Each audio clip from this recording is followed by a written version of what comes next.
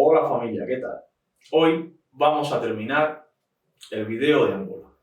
Decía nuestro José Martí que Dolor Infinito debía ser el único nombre de estas páginas cuando escribió El presidio político en Cuba. Dolor Infinito también debería llamarse a las páginas que escribió el pueblo cubano, los jóvenes cubanos, prácticamente niños cubanos en Angola. En el video anterior hemos hecho un resumen de las causas del conflicto y de cómo se inició. Además hemos visto el proceso de reclutamiento, el traslado de las tropas y todo lo que ocurrió hasta el 11 de noviembre de 1975, día en que se autoproclamó Agustín Neto presidente de Angola. Esta autoproclamación fue gracias a la intromisión de Fidel Castro en el conflicto interno de Angola, apoyando al MPLA de Agustín Neto, un movimiento marxista comunista. Pero después del 11 de noviembre de 1975, las tropas cubanas continuaron en Angola. ¿Por qué? ¿Qué interés tenía Fidel Castro en Angola? En teoría, el gobierno cubano actuaba por pura solidaridad. Eso está dicho y grabado en varios de los discursos de Fidel Castro. Ahora, vamos a ver qué había realmente detrás. Según el gobierno cubano, el objetivo era detener el apartheid en Angola, pero si tomamos en cuenta lo que les comentaba antes, que las tropas cubanas llegaron a Angola primero que las sudafricanas, esto se los comenté en el video anterior, podemos descartar entonces esta excusa. Esto queda como falso. Enrique García, un ex alto oficial de la Dirección General de Inteligencia de Cuba, que desertó en 1989, asegura que Fidel Castro confirmó al buró político del partido que el Kremlin le había pedido que Cuba enviara la fuerza militar a Angola, garantizando que la Unión Soviética enviaría el material bélico. Esto aparece en una entrevista que se les realizó en San Juan de Puerto Rico el 21 de agosto de 2017. Evidentemente, esto es una confesión de una persona involucrada en los hechos. Yo solo me limito a citar esta confesión. Y teniendo en cuenta el carácter mentiroso de Fidel, que ya hemos visto en varios videos, no me sorprendería que fuera verdad, con tal de justificar ante el buró político el envío de tropas a Angola. Lo que demuestra en cualquier caso que no fue casual ni fortuito que se enviaran tropas a Angola. Era algo que ya se venía planificando, premeditando, con mucho tiempo de antelación. El desgobierno cubano no obró por pura solidaridad revolucionaria. Fidel recibió pagos por sus servicios estimados entre 300 y 600 millones de dólares anuales. Esto aparece en el artículo 1970/91, la era del internacionalismo. Les dejo el enlace de este artículo por si quieren ver las referencias ustedes mismos. En el mismo artículo se dice que las tropas cubanas fueron empleadas para custodiar las instalaciones petroleras que existían en Cabinda. Cuando miramos en profundidad quiénes eran estas empresas, estas dueñas de las petroleras, vemos que eran de la compañía Cabinda Gulf Oil, que a su vez pertenecía a la petrolera Chevron Texaco. Los jóvenes cubanos, familia, fueron enviados a Angola, entre otras cosas, a proteger las empresas norteamericanas que allí operaban. Las mismas empresas que, en teoría, eran imperialistas, explotadoras y todo eso que nos han contado siempre.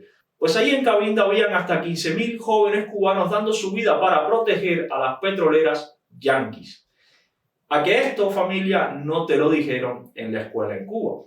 El autor de un libro sobre la guerra de Angola, ex soldado cubano en Angola, el ingeniero Carlos Pedre, afirma que, según un testimonio confidencial de un ex oficial de las FARC, de las Fuerzas Armadas Revolucionarias Cubanas, Angola pagaba $2.000 mensuales por cada soldado cubano.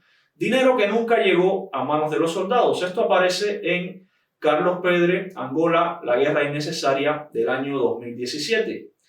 El periódico El País también afirma, y leo textualmente, el gobierno angoleño pagaba a los cubanos $1.5 por hombre y por día, con los derechos de explotación que obtenía de la compañía petrolera Cabinda Gulf Oil, perteneciente al grupo norteamericano Chevron Texaco, que explotaba la mayoría del crudo de Cabinda. De hecho, los cubanos terminaron defendiendo los intereses de una multinacional norteamericana en contra del deseo de independencia de los habitantes del país. Una de las paradojas de que tantas veces se dan en la historia. Cierro cita del periódico. Saquemos cuentas rápidas, familia. 1.5 dólares por 15.000 hombres son 22.500 dólares, multiplicado por 30 días del mes son 675.000 dólares, que al año son 8.1 millones de dólares. Esto era lo que ganaba el gobierno cubano, Fidel Castro, solamente en el enclave de Cabinda, enviando a morir a los jóvenes cubanos a morir protegiendo las petroleras norteamericanas que allí operaban. Esto, familia, no te lo contaron en la escuela cubana, ni te lo van a contar nunca, pero esta es la realidad.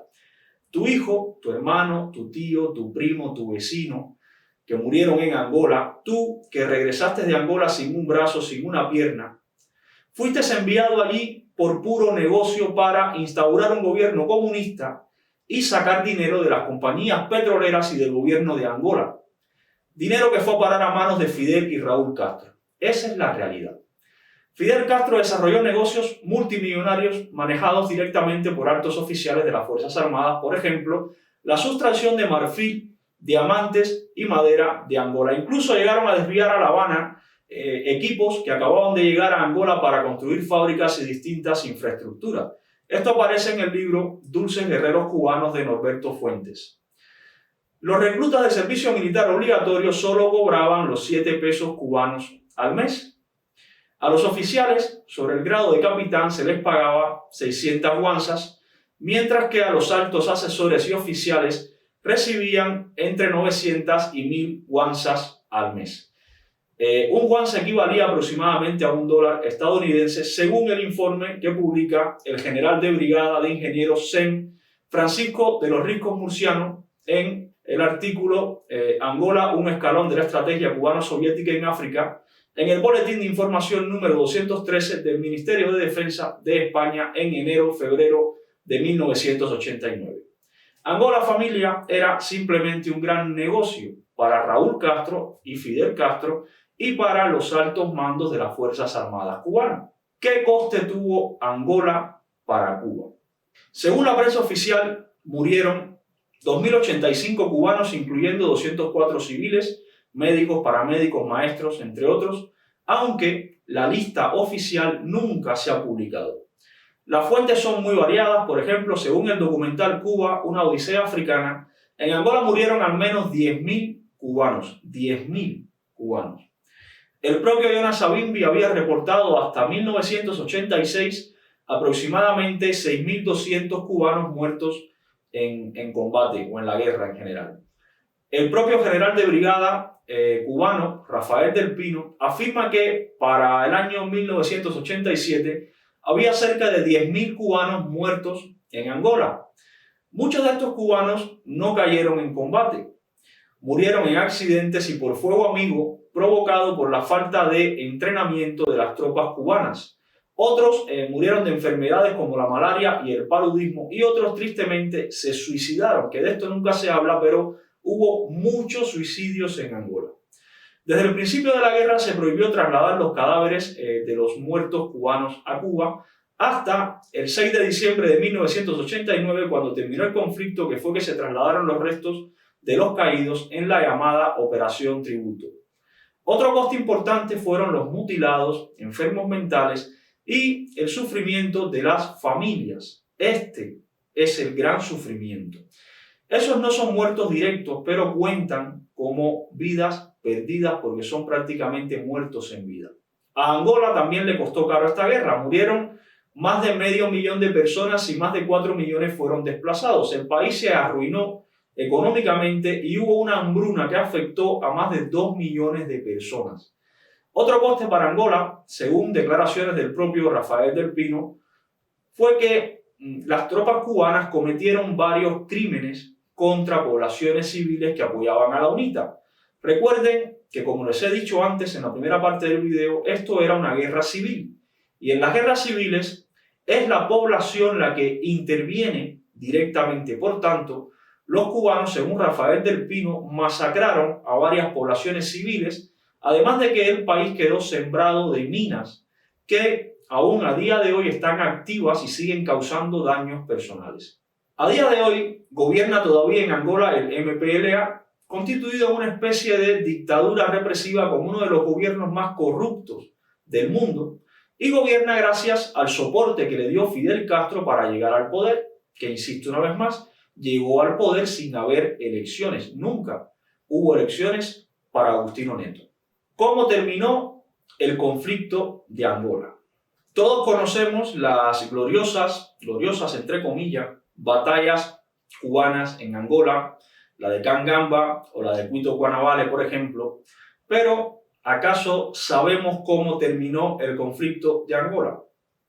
Después de aproximadamente 15 años de guerra, finalmente en 1991 se retiran las últimas tropas cubanas de Angola. Pero ¿en qué condiciones se retiraron? Aquí es importante volver a retomar el contexto. Estados Unidos estaba interesado en que los cubanos se retiraran de Angola. Las tropas sudafricanas, cuando se retiraron de Angola, se habían quedado en Namibia, que es el país que está al sur de Angola. El SWAPO, que era el Movimiento para la Liberación de Namibia, consideraba una ocupación colonial el hecho de que las tropas sudafricanas estuvieran en su país y pedían su retirada del país. En 1978 la ONU exige la retirada de las tropas sudafricanas de Namibia y exige su independencia, es decir, la independencia de Namibia. Sudáfrica no se retira y el SWAPO comienza una ofensiva armada desde sus bases en Angola. Sudáfrica no quería volver a penetrar en Angola y esto le ponía una situación bastante delicada porque se les estaba atacando desde el lado de allá de la frontera, desde Angola. Esto evidentemente los tenía en una situación con las manos atadas y la única opción que le quedó a Sudáfrica fue volver a pedir ayuda a Jonas Savimbi, que sí estaba en Angola y podía combatir desde el propio país al SWAPO y al MPLA. Aquí entra una vez más Estados Unidos a ayudar a la UNITA con el gobierno de Reagan y con la CIA. Le facilitan armamento de última generación pedido por el propio Savimbi. El objetivo de Savimbi era bloquear la guerra, trancar el juego, neutralizar la aviación y los tanques del MPLA y cubanos, provocar un desgaste tan alto que, aunque no ganara la guerra, forzaría a todos a negociar la salida del conflicto. Paralelo a este proceso de ayuda militar de Estados Unidos por parte de la CIA, había otro proyecto que consistía en sacar a las tropas cubanas de Angola a cambio de que las tropas sudafricanas se retiraran de Namibia. Aquí había un problema. ¿Quién se iba primero? ¿Los sudafricanos o los cubanos? El mismo conflicto que vimos al principio. ¿Quién llegó primero? ¿El apartheid o los cubanos? Pues ahora era al revés. ¿Quién se iba primero? ¿Los cubanos o los sudafricanos? Las negociaciones de este segundo proyecto paralelo duraron más de 6 años. Entre tanto, se seguía combatiendo para fortalecer las posiciones de cara a la mesa de negociaciones. Y el ejército del MPLA era derrotado continuamente y seguían muriendo angoleños y cubanos. Y los soviéticos seguían enviando a los cubanos y a los angoleños a morir una y otra vez. Tras la derrota del río Lomba, se decide por parte de Fidel Castro redoblar los esfuerzos para poner fin de una vez al conflicto con Sudáfrica. Para ese entonces, en noviembre de 1987, el panorama con la URSS ya era distinto, había cambiado radicalmente, llegó Gorbachev al poder y la URSS pierde su interés en África, además de disminuir las subvenciones a Cuba y las tropas cubanas se envían ya sin contar con los soviéticos. Aquí es entonces donde ocurre la batalla de Cuito Cuanavale, que era un punto estratégico que marcaba la posibilidad de avanzar hacia el norte de Angola. El comandante en jefe, Fidel, no fue capaz de hacer presencia junto con sus soldados que estaban allí en el campo de batalla. Se limitó a dirigir telefónicamente la operación. Para muchos, esto fue una muestra de su gran conocimiento militar. Para otros, y entre estos me incluyo, eso fue una muestra más de que era un cobarde. Murieron 25.000 personas y duró aproximadamente 6 meses este combate. Había un empate en el campo de batalla, tal como quería Savimbi, donde la única solución era una negociación entre los dos gobiernos, Angola y Sudáfrica. Aquí entra en juego la hija de Rockefeller, que estando en Cuba la llama a Fidel y le comunica que estaba interesado en participar en las negociaciones, que le diga a las partes que Cuba también tenía que participar en la negociación. Estados Unidos acepta la reunión con los representantes cubanos con la condición de que solo se hablaría de Angola y Namibia, y así es como logra Fidel el protagonismo que quería obtener. Entre tanto, continuaba la batalla de Cuito-Cuanavale. Al final, Sudáfrica le propone a Cuba un pacto de ganar-ganar. Cuba retira las tropas y el ejército sudafricano se retira de Namibia. Así Fidel quedaba como un héroe que liberó a Namibia y a Angola, y el ejército sudafricano igualmente ganaba de cara a sus ciudadanos, haciendo ver que habían conseguido la retirada de las tropas cubanas. Este acuerdo logrado en el Cairo es el que pone un alto al fuego al combate de Cuito-Cuanavale. El hecho de que la retirada cubana estuviera condicionada a la independencia de Namibia, solo ese hecho ya fue suficiente para que Fidel justificara los miles de jóvenes cubanos muertos en Angola. Cuba no ganó la guerra de Angola. Cuba se retiró porque no podía ganar en Cuito-Cuanavale. Nadie podía ganar allí.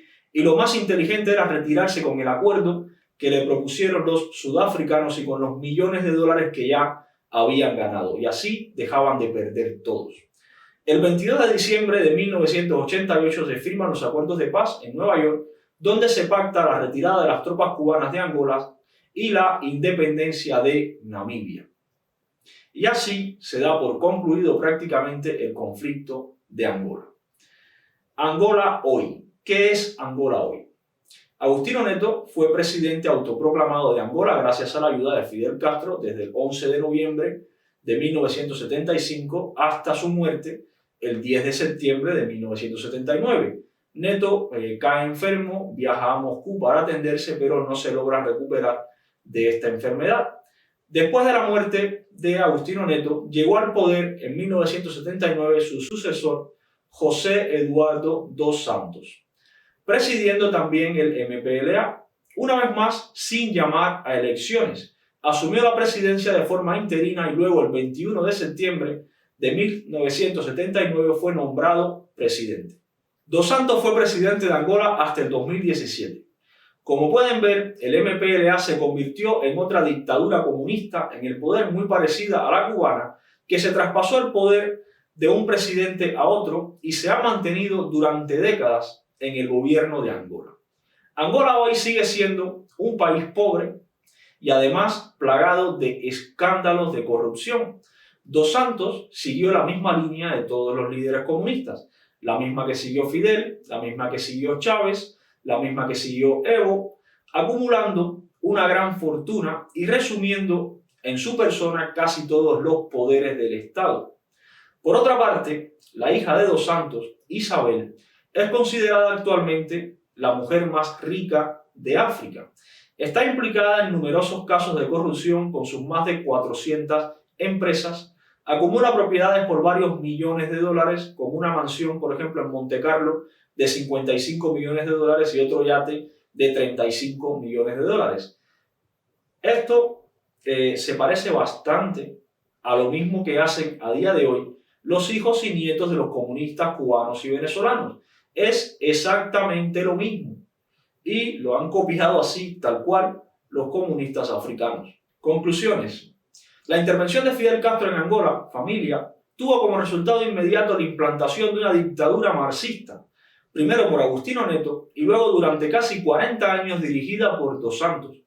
Fidel no liberó a Angola de nada. Fidel saqueó a Angola y mandó a morir allí a miles de jóvenes cubanos, y cuando ya no era rentable porque los soviéticos no querían saber más nada del problema, salió dejando allí miles de muertos y miles de familias cubanas destrozadas y llevándose sus millones de dólares que ya había ganado. Fidel no liberó a Angola de nada, al contrario, contribuyó a que se estableciera en ese país una de las dictaduras marxistas más corruptas del mundo. Fidel llegó a Angola antes que el apartheid y fue culpa de Fidel y de los soviéticos que la UNITA tuviera que pedir ayuda al apartheid de Sudáfrica. ¿Mereció la pena tantas vidas cubanas perdidas en África? ¿Mereció la pena tanto dolor de tantas madres cubanas? ¿Mereció la pena sumergir a Cuba en una guerra que no era nuestra? Evidentemente, a la familia Castro y a algunos de los generales cubanos les mereció la pena. Se hicieron multimillonarios con esto. Al resto, al pueblo cubano, saquen ustedes sus propias conclusiones, familia.